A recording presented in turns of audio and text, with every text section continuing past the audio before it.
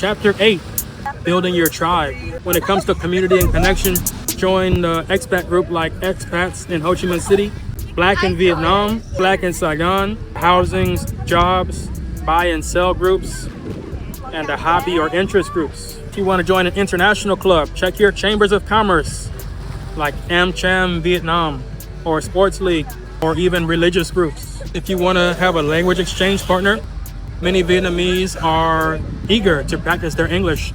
So a good way for you to learn Vietnamese is by partnering up with a local Vietnamese college student that would like to practice their English and let them teach you some Vietnamese. If you're a type of person who likes going to bars and cafes, you can find a lot of these in Thao Dien in District 2, parts of Bui Bien / Pham Ngu Lao in District 1, and these can lead to a lot of spontaneous conversations. Connecting with the local Vietnamese community will allow you a deeper sense of immersion. You can also take Vietnamese classes, which will be a major game changer.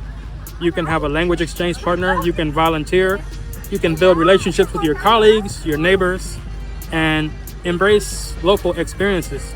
Don't just stay in the expat area, get into the local place, get to the market, try some new street food, attend some festivals, explore those hidden alleyways, seek out the cultural events, be open and approachable, and share your story. Don't be afraid to share your journey or your perspective within broader expat groups, because often this will lead to somebody else who's going through the same thing wanting to connect with you. Cultural immersion and etiquette. So, basic Vietnamese phrases. This is a general hello. Chào bang, hello friend. Chào anh, hello older male. Chào chi, hello older female. Chào em, hello younger person. And pay attention to context. Make sure that you're using the right pronoun. Anh, chi, em, cô, chú, or back. Chú and back can mean uncle, and cô is for aunt. So here are some essentials. Cảm ơn, thank you. Xin lỗi, excuse me or sorry. Yeah, or vâng, which means yes in a respectful way. And when you're talking to somebody older, you can say yeah. I know it sounds disrespectful in America, but in Vietnamese it's very respectful to say yeah. Or hum, which is no. Here we go, now we got some light, that's what's up. If you want to say delicious, you can say ngon. Or if you want to say how much money, you can say bao nhiêu tiền. You want to order food, you can say cho tôi, give me one phở. Or if you want to say no spicy, you can say không cay. Or when you want to get the bill, you can say tính tiền or check please. For social customs, there's a bit of a hierarchy, so always show respect for the elders. Make sure you use the right pronouns. And when you're greeting them, you can give a slight bow of the head like this, especially in business settings. You can even give a handshake sometimes. When you're invited to somebody's home, always bring a small gift like fruit or sweets or some local specialties from your hometown. When it comes to pointing with your finger, never point with your finger. You can use your hand or a slight nod of the head. Avoid pointing your feet at people, religious altars or statues, and don't touch anybody with your feet. And always remove your shoes when you go into somebody's house or into a temple. Never touch somebody's head, especially a child. It's considered sacred. Public displays of affection, keep those PDAs to a minimal.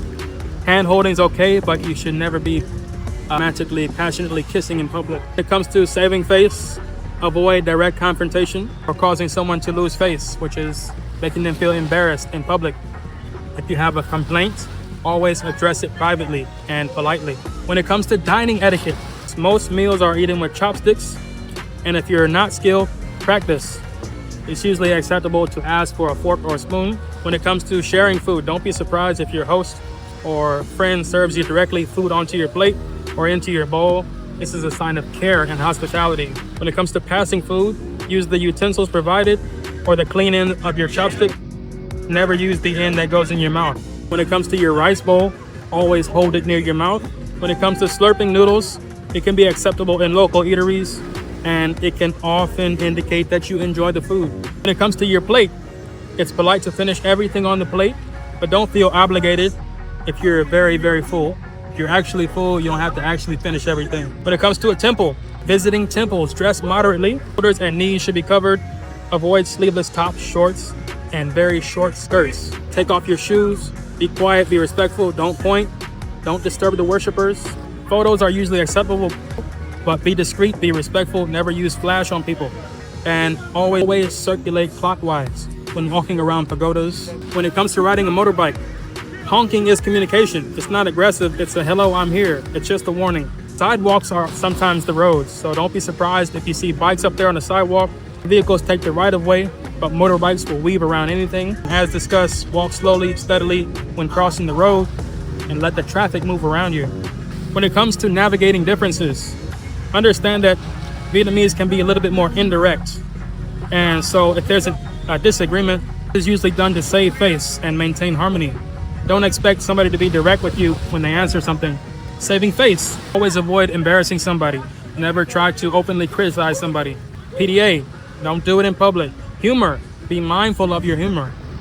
And when you're asking questions politically, always be diplomatic. If you don't understand something, politely ask, and the locals will appreciate your effort for trying to learn.